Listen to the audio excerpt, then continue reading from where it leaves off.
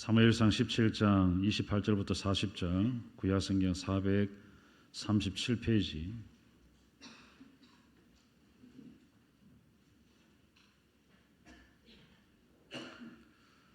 제가 봉독하겠습니다. 큰형 엘리압이 다윗이 사람들에게 하는 말을 들은지라 그가 다윗에게 노를 바라여 이르되 내가 어찌하여 이리로 내려왔느냐, 들에 있는 양들을 누구에게 맡겼느냐. 나는 내 교만과 내 마음의 완악함을 아노니 내가 전쟁을 구경하러 왔도다. 다윗이 이르되 내가 무엇을 하였나이까, 어찌 이유가 없으리이까 하고 돌아서서 다른 사람을 향하여 전과 같이 말하며 백성이 전과 같이 대답하니라. 어떤 사람이 다윗이 한 말을 듣고 그것을 사울에게 전하였으므로 사울이 다윗을 부른지라. 다윗이 사울에게 말하되 그로 말미암아 사람이 낙담하지 말 것이라. 주의 종이 가서 저 블레셋 사람과 싸우리이다 하니 사울이 다윗에게 이르되 내가 가서 저 블레셋 사람과 싸울 수 없으리니 너는 소년이요 그는 어려서부터 용사임이니라. 다윗이 사울에게 말하되 주의 종이 아버지의 양을 지킬 때에 사자나 곰이 와서 양떼에서 새끼를 물어가면 내가 따라가서 그것을 치고 그 입에서 새끼를 건져내었고 그것이 일어나 나를 해하고자 하면 내가 그 수염을 잡고 그것을 쳐 죽였나이다. 주의 종이 사자와 곰도 쳤은즉 살아계신 하나님의 군대를 모욕한 이 할례 받지 않는 블레셋 사람이리이까 그가 그 짐승의 하나와 같이 되리이다. 또 다윗이 이르되 여호와께서 나를 사자의 발톱과 곰의 발톱에서 건져내셨은즉 나를 이 블레셋 사람의 손에서도 건져내시리이다. 사울이 다윗에게 이르되 가라, 여호와께서 너와 함께 계시기를 원하노라. 이에 사울이 자기 군복을 다윗에게 입히고 노투구를 그의 머리에 씌우고 또 그에게 갑옷을 입히매 다윗이 칼을 군복 위에 차고는 익숙하지 못하므로 시험적으로 걸어보다가 사울에게 말하되 익숙하지 못하니 이것을 입고 가지 못하겠나이다 하고 곧 벗고 손에 막대기를 가지고 시내에서 매끄러운 돌 5을 골라서 자기 목자에 재고 그 주머니에 넣고 손에 물매를 가지고 블레셋 사람에게로 나아가니라. 아멘.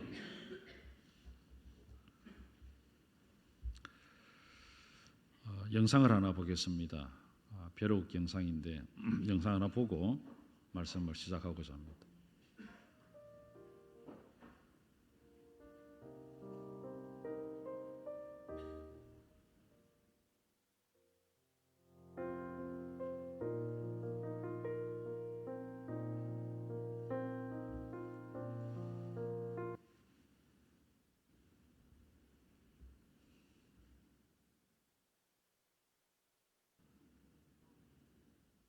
The fleas are placed inside the jar and the lid is then sealed.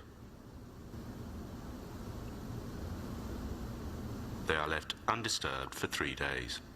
Then, when the jar is opened, the fleas will not jump out. In fact, the fleas will never jump higher than the level set by the lid.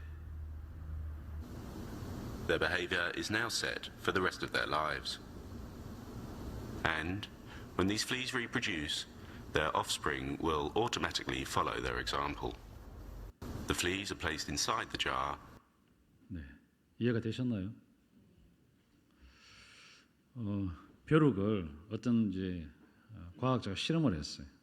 병에다가 벼룩을 잔뜩 집어넣고 거기다 뚜껑을 닫아놓고 3일 동안 둔 겁니다. 그러니까 벼룩이 나가려고 계속 올라갔다가 부딪히고 올라갔다 부딪히고 올라갔다 부딪힌 거죠. 그래서 3일 뒤에 뚜껑을 열었어요. 근데 이제 자꾸 부딪히니까 그만큼만 올라갔다 내려갔다 올라갔다 내려갔다 하는 거죠. 뚜껑이 없어도 밖에 못 나가는 거죠. 근데 더 놀라운 거는 뭐냐면 요 벼룩이 새끼를 낳으면 그 새끼도 요만큼만 올라가는 거죠. 아버지 따라서. 이게 이제 실험의 내용입니다. 저는 오늘 제목을 한계 없는 인생, 한 것이 하나도 없는 한계 없는 인생. 글자 하나가 다른데 완전히 차이 나는 삶을 살 수 있습니다. 여러분, 한계 없는 인생, 우리의 상황을 뛰어넘고 환경을 뛰어넘고 한계가 없는 그러한 삶을 살아야 되는데 한 것이 하나도 없는 비참한 인생 살았으면 살면 안 되겠다 싶은 생각이 들어서 제목을 한계 없는 인생, 한계 없는 인생. 살다 보면 한계를 뛰어넘지 못하고 오늘 영상처럼 벼룩처럼 그 현실에 맞추어 살아가는 모습을 많이 보게 됩니다. 평생 우리가 그래 산다면 참 비참하겠죠. 그렇잖아요. 늘 생각이 뛰어넘지도 못하고 늘 요만큼 이 자리에 머물러 있고 요만큼 얼마든지 엄청난 일을 할 수 있음에도 불구하고 생각이 고착되어지고 생각이 제한되어져 있다면 우리는 참 비참하리라 생각을 합니다. 내가 그래 살면 여러분, 우리의 다음 세대도 여러분의 자녀들도 여러분을 보고 있거든요. 여러분이 그런 삶을 살면 여러분의 자녀들도 똑같이 그렇게 살 수 있어요. 살아갈 수밖에 없어요. 그런 생각들을 여러분 가지셔야 됩니다. 오늘 여러분이 예배를 드리는 가운데에 내가 한계를 깨뜨려야 되겠다. 한계를 넘어서야 되겠다. 그래 생각하셔야 됩니다. 그래 해야 여러분의 자녀들도 그렇게 살아갈 수 있어요. 자식들은 아버지를 보고 배우거든요. 부모를 보고 닮아요. 그대로 닮아요.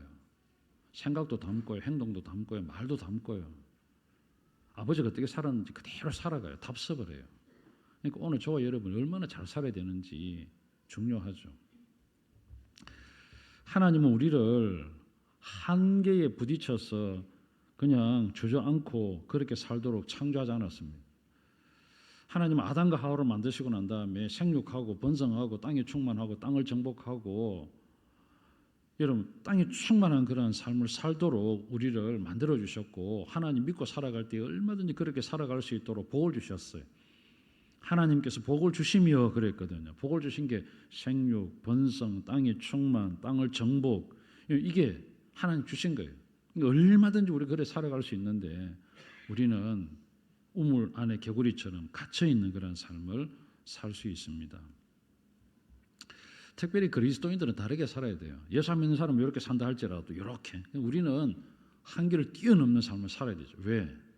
내가 능력 있는 것이 아니라 하나님이 전능하신 분이시기 때문에 하나님을 믿고 살아가는 성도라면 한계를 뛰어넘는 그런 삶을 분명히 살아야 됩니다.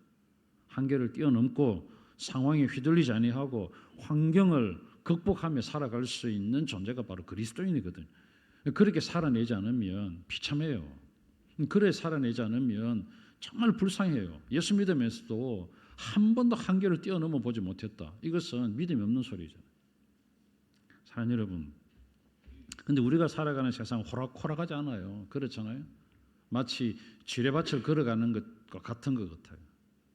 뭐 잘못 밟으면 터지고 아무 생각 없이 살아가면 여기 터지고 저기 터지고 막 그런 쥐어 터지는 그런 삶을 사는 것 같습니다. 하나님은 우리가 그렇게 쥐어 터지는 삶을 살기를 원치 않거든요.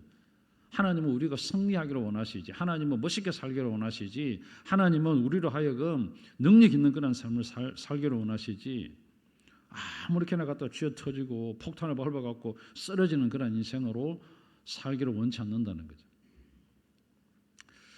오늘 본문이 바로 그런 삶이에요. 오늘 본문 속에 나타나는 다윗이 한계를 뛰어넘는 그런 삶을 살았던 인물입니다. 그럼 어떻게 그러면 다윗이 한계를 뛰어넘는 그런 삶을 살았을까? 본문의 내용 우리가 잘 압니다. 블레셋이라는 나라가 사울이 다스리는 이스라엘을 침공해 왔어요. 그러니까 블레셋이 어마어마한 군대를 끌고 나오니까 사울도 군대를 모아서 이제 마주대하여 진을 치고 있는 겁니다. 근데 지금 같으면 이 전쟁이 참 옛날에 전쟁이 참 신사적이었어요. 지금은 전쟁하면 미사일을 쏘고 막 이렇게 하잖아요. 이렇게 하는데 그때는 대표가 하나씩 나오는 거예요. 이 블레셋에서 골리앗이 키가 어마어마한 한 3m 정도 넘는 한 사람이 나와서 야 싸우자 나와 싸우자 이렇게 뭐 싸움을 걸어오는 거예요. 아무도 안 나가요 또. 그럼 뭐 싸우면 안 되잖아요. 싸워서 뭔가 이렇게 결판을 하고 그럼 한 사람씩 대표로 싸워서 이기는 사람이 승리하는 걸로 하자.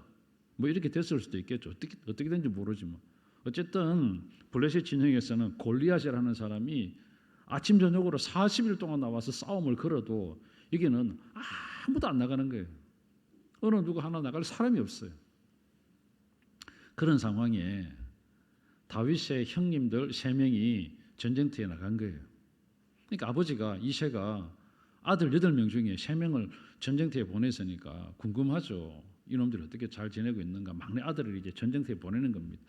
치즈를 이렇게 준비하고 사령관에게 갖다 주면서 형님들의 안부를 물을 수 있도록 뭔가 음식 보따리를 준비해서 잘 있는지 한번 살펴보고 오너라라고 보낸 거예요.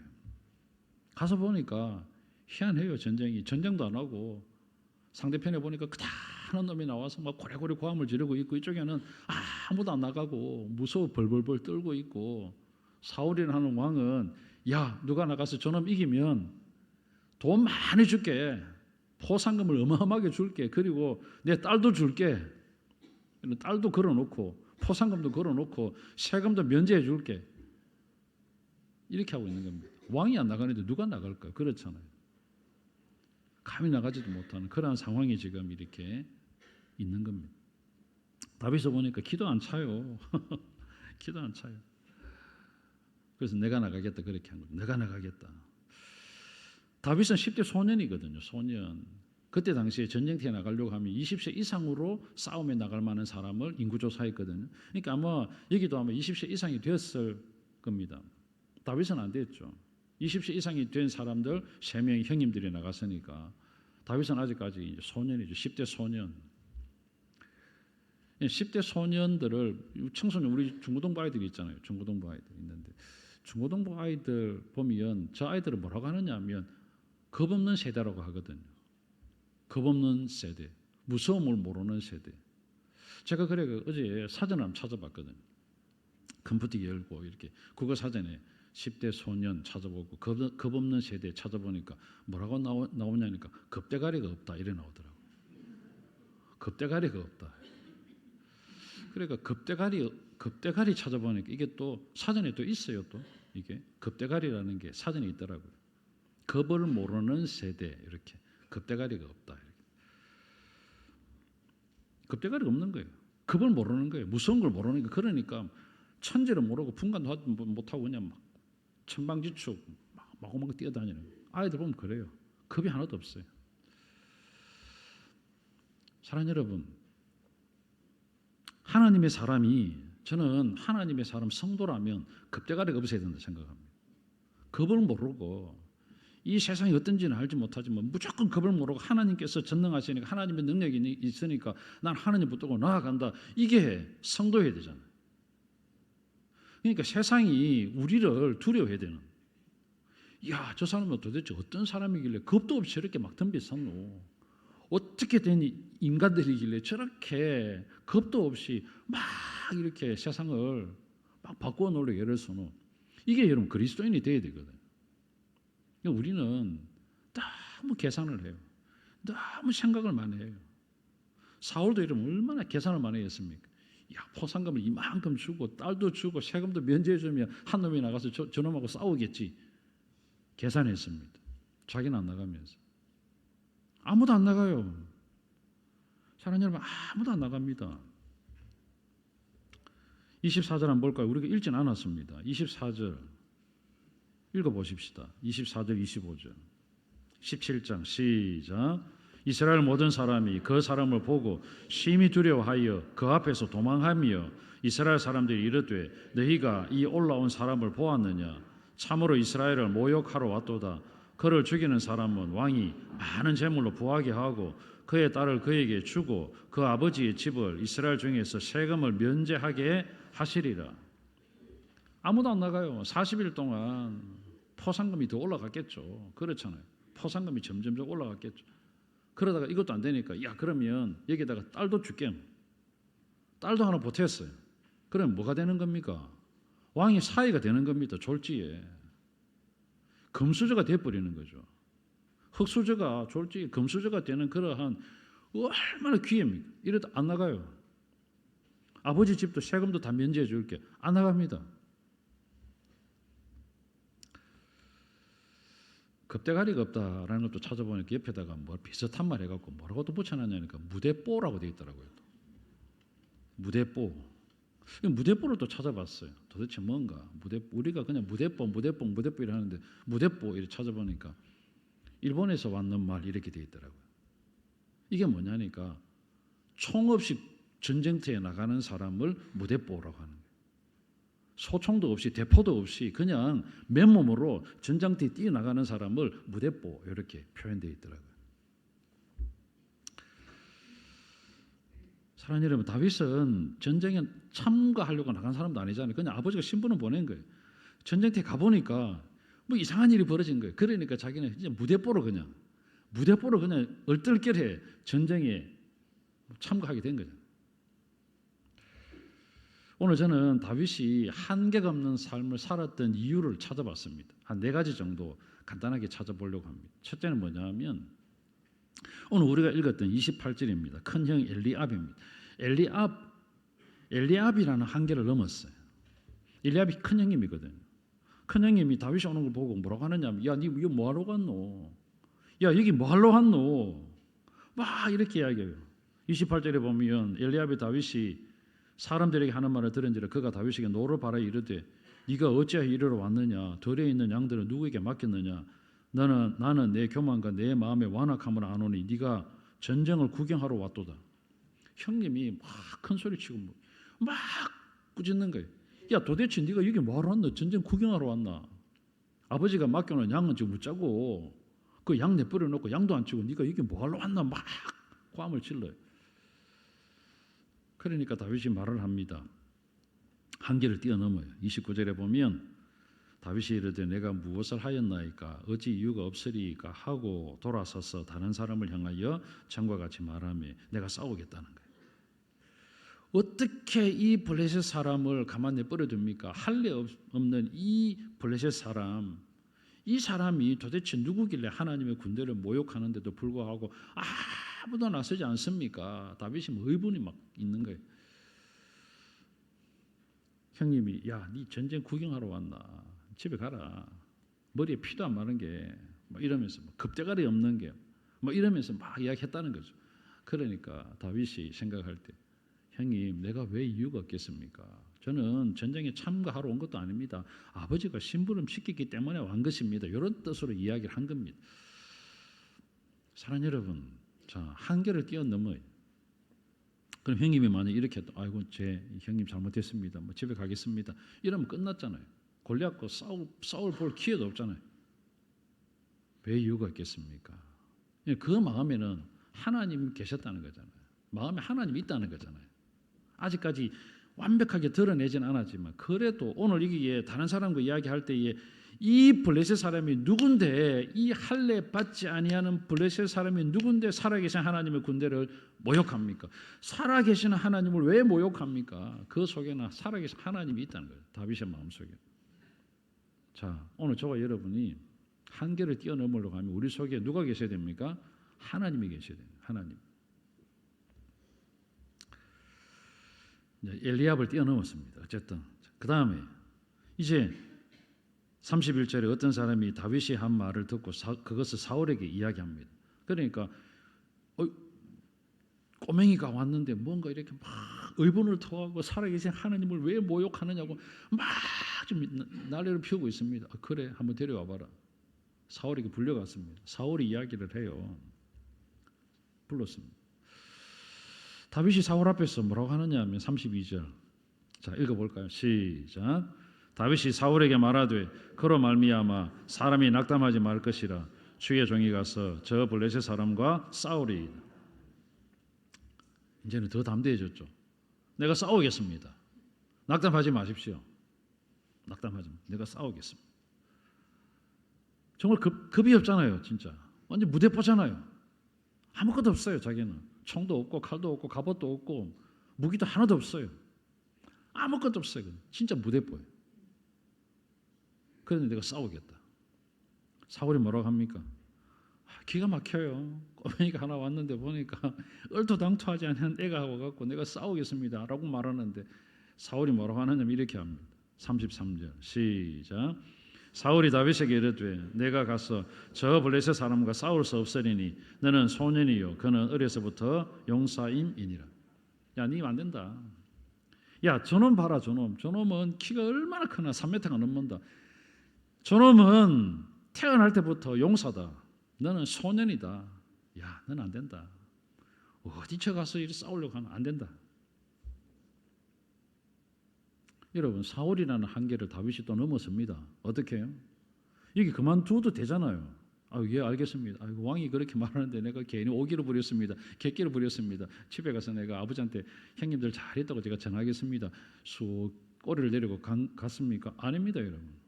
또 이야기를 한계를 넘었어요.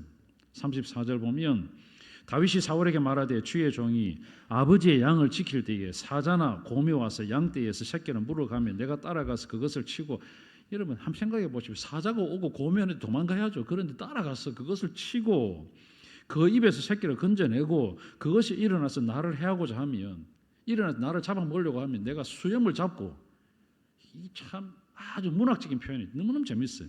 수염을 잡고 그것을 쳐 죽였습니다. 주의 종이 사자와 곰도 쳤은즉 살아계신 하나님의 군대를 모욕한 이 할례 받지 않은 블레셋 사람 이리이까 그가 그 짐승이 하나와 같이 되리이다.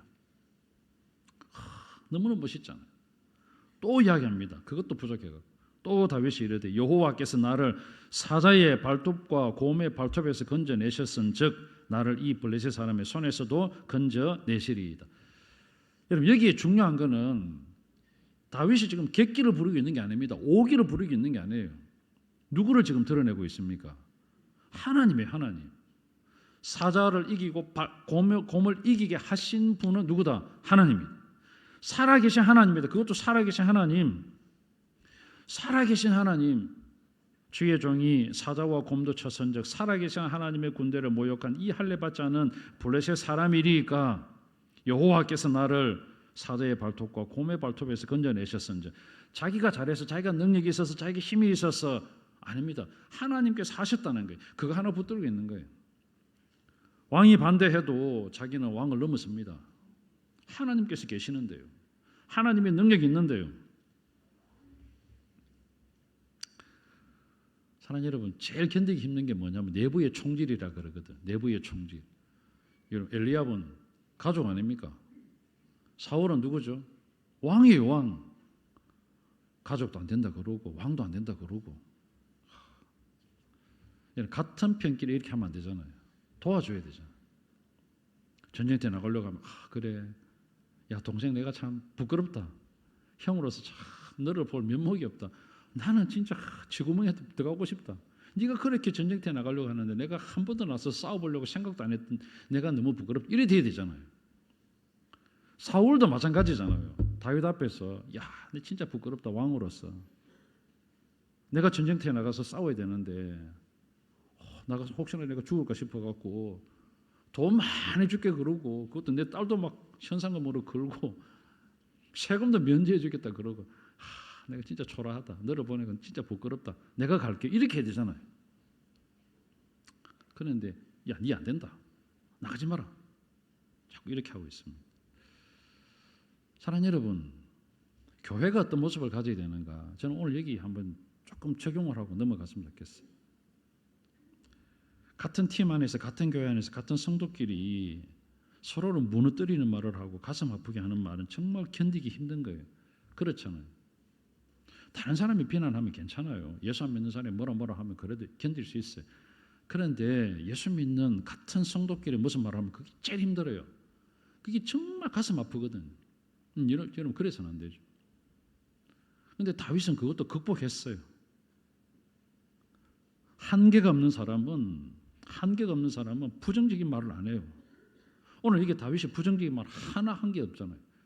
한계가 없는 사람은 어떻게든 하나님이 하십니다라고 이야기를 하는 사람.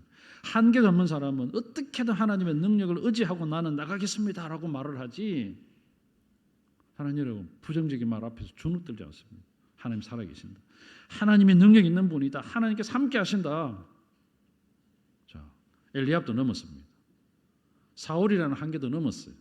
그 다음에 세 번째, 자신의 한계도 넘습니다. 사울이 이 말 듣고 나니까 뭔가 조금 마음이 질렸든지 그러면 야, 네가 나가려고 하니까 참 내가 부끄럽긴 하지만 그래도 내 갑옷이나 벗어줄게 하고 자기 입었던 갑옷을 벗어줍니다. 자기 머리에 있는 투구도 벗어줘요. 자기가 차고 있는 칼도 다윗에게 줍니다. 맞겠습니까? 안 맞겠습니까? 안 맞죠. 자, 장성한 사울이고 소년이에요. 물론 소년이 뭐 키가 작을 수도 있고 키가 클 수도 있죠. 사울보다 더 키가 클 수도 있습니다. 그러나 여러분 사울이 왕이 될 때에 그 키가 일반 사람보다 머리에 하나가 더 있었거든요. 우리가 보통 평균 키가 요즘에 평균 키 얼마입니까? 남자 평균 키가 얼마죠? 1m 한 70 되죠?